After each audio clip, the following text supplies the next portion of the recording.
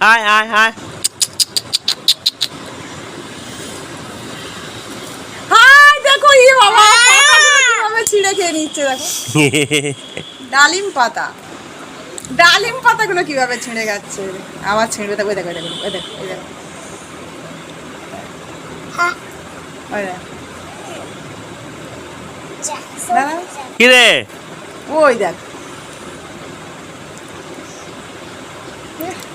ই বাবা, বাবুর মতো বসছে, তোর মতো বসছে, তো পুরো লেগ দেখছো কোনো মানে। হ্যাঁ হ্যাঁ ফুলগুলো সব তুলে খেয়ে নিল যা।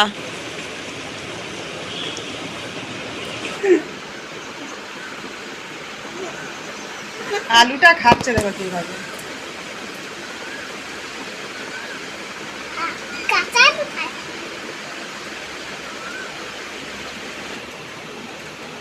ও দেখো কোথায় বসে আছে।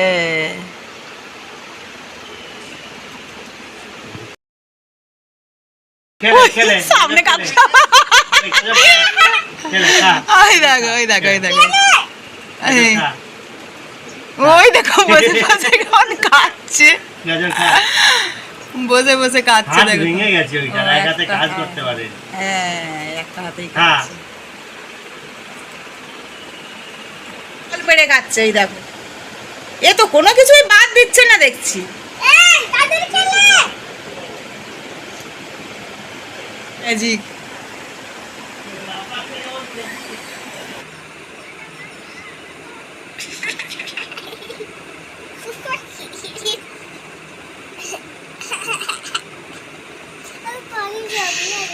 Good morning and welcome back to our channel. আশা করছি তোমরা সবাই খুব ভালো আছো। আর এই দেখো সকাল সকাল চলে এসেছি ছাদে।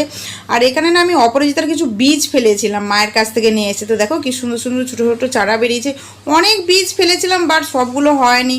তো তার মধ্যে দেখছি যে 5-6টা বেরিয়েছে। অ্যাকচুয়ালি কি হয় না, মানে ওই মাঝখানে কয়েকদিন বৃষ্টি হয়েছিল, তো বৃষ্টির জন্য ওই বীজগুলো না মাটির ওপরে থেকে গেছে, মানে নিচে যায়নি। যত বৃষ্টির জলগুলো পড়েছে মাটির ওপরে বীজগুলো থাকলে না সেগুলো হচ্ছে না। যেগুলো মাটির তলায় আছে বা নিচে আছে, মাটি ঢাকা আছে, সেই বীজগুলো মানে গাছ হয়ে বেরিয়েছে। আর এখানে দেখো এই যে বাচ্চারা স্কুলে যাবে, তো সেই জন্য এখন চুলটা আঁচড়ে দিচ্ছে ওর পাপা। তার ওখানে হাসাহাসি করছে সেইটা নিয়ে, আমি ক্যামেরা করছি বলে।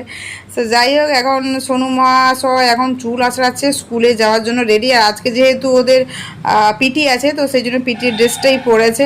আর এখানে জুতোটা ওদের পরিয়ে দিতে হয়। জুতোটা পরিয়ে দিতে হয় বলতে যেহেতু লেসটা বাঁধতে হয় সেহেতু পরিয়ে দিতে হয়। আর না পরালে কি হয় না, ওরা তো অতটা লেস মানে বাঁধতে পারে না, হয় আমি পরিয়ে দিই কিংবা ওর মানে পাপাই পরিয়ে দেয়।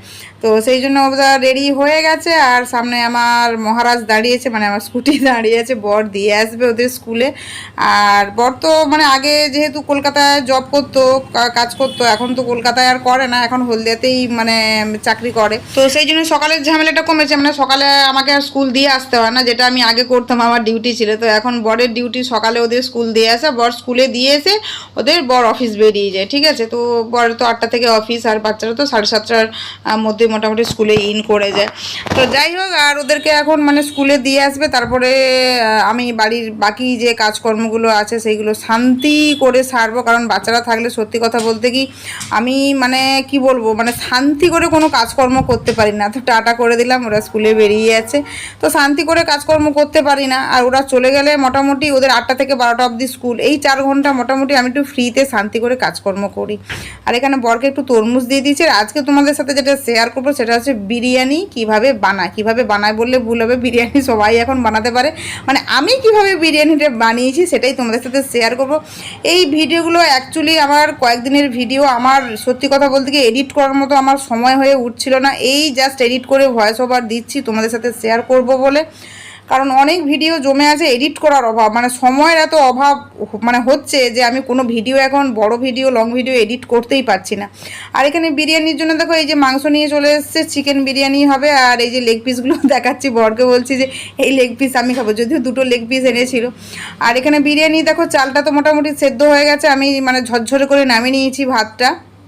আর এখানে বেরেস্তাটাও ভেজে নিয়েছি, আর এখানে মাংসটা কষানো হয়ে গেছে, মাংস কষানো সরি বলছি, মশলা কষানো হয়ে গেছে। মাংসটা এবার মোটামুটি কষবো ভালো করে। বিরিয়ানির মাংস মানে বুঝতেই পারছো অনেকটা বড় বড় পিসের মাংস, অনেকটা ধৈর্য সহকারে সময় নিয়ে কষিয়ে কষিয়ে রান্না করতে হবে। আর আমার বরের একটা কী স্বভাব, যে বর মানে কি বলবো, রেস্টুরেন্টের কোনো বিরিয়ানি মানে খেতে অতটা পছন্দ করে না, বইয়ের হাতে বিরিয়ানি খেতে বেশি পছন্দ করে। তো সেই জন্য বায়না করছে এখন বর যে আমাকে বিরিয়ানি বানিয়ে দিতে হবে। আর বর মানে মাংসের যে ঝোল ঝাল যা হয় অতটা পছন্দ করে না, ও বিরিয়ানি খেতেই একটু বেশি পছন্দ করে। আর বিরিয়ানিটা হচ্ছে ওর সবথেকে মোস্ট ফেভারিট খাবার যাকে বলে। সো যাই হোক, আর তিন্নির অতটা বিরিয়ানি অতটা পছন্দ নয়, আমার সোনুর আর আমার বরের বিরিয়ানি ভীষণ পছন্দ। আমার মানে ওই হলে হলো, না হলে হলো, আমি খেয়ে অতটা সহ্য করতে পারি না।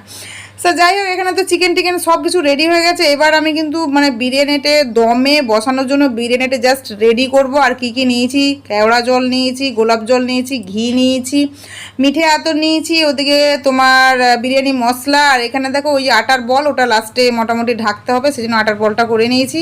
আর এখানে ভাতটা তো আগে থেকে হয়েই গেছিলো। তো চলো, আর এখানে বেরেস্তাটা নিয়ে নিয়েছি। এবার মোটামুটি মিক্সড করবো, মিক্সড করে জাস্ট বিরিয়ানিটা দমে বসে দেবো। তো তোমরা তো সবাই কম বেশি এখন সবাই বাড়িতে বিরিয়ানি বানায়, নতুন কিছু নেই। প্রথমেই আমি ঘিটা নিয়ে নিচ্ছি যাতে কড়াইতে না লেগে যায়, তো সেই জন্য ঘিটা মোটামুটি হাত বুলিয়ে নিচ্ছি ভালো করে পুরো কড়াইতে।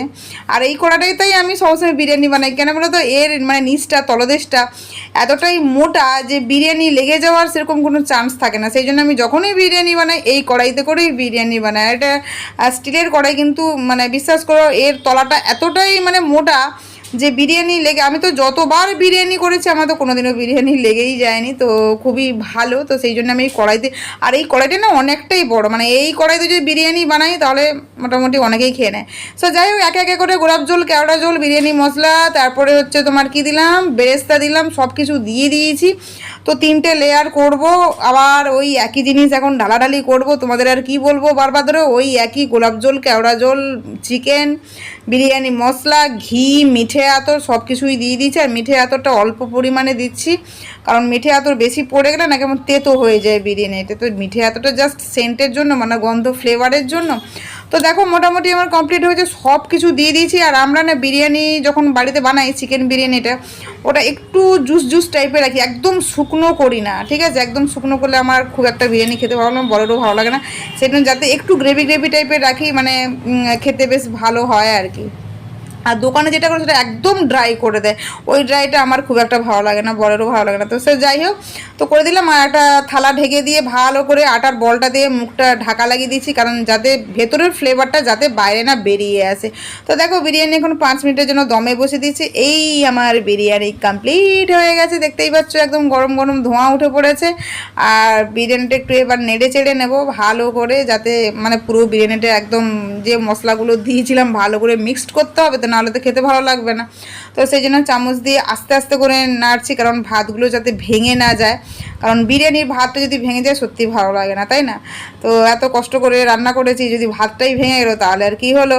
তো সেই জন্য আস্তে আস্তে করে, যদিও বা এটা কি বলবো যে স্লোতে করে একটু করেছি, তো সেই জন্য বেশি স্লো মনে হচ্ছে।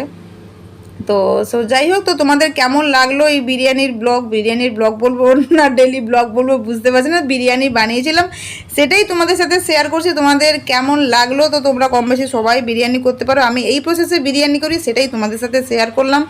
আর বরকে বাচ্চাকে সবাইকে দিয়ে দেবো খেতে। তো দেখো এই যে বরকে দিয়ে দিয়েছি, বত কাঁসার থালা ছাড়া খান না উনি, তো সেই জন্য কাঁসার থালা করে দিয়ে দিয়েছি, আর বাচ্চাদেরও বেড়ে দিয়েছি। তো এই যে বর মহাশয় এখন আরাম করে এখন জামা খুলে মানে এত গরম লাগছে বরের, যে বিরিয়ানি খেতে হবে, তো সেই জন্য জামা খুলে এখন বিরিয়ানি খেতে বসেছে। তো চলো ব্লগটা আজকে এখানে এন্ড করছি, দেখা হবে অবশ্যই নেক্সট ব্লগে নতুন এক ভিডিও নিয়ে। ততক্ষণ তোমরা সবাই ভালো থেকো, আজকের মতো টাটা, বাই বাই।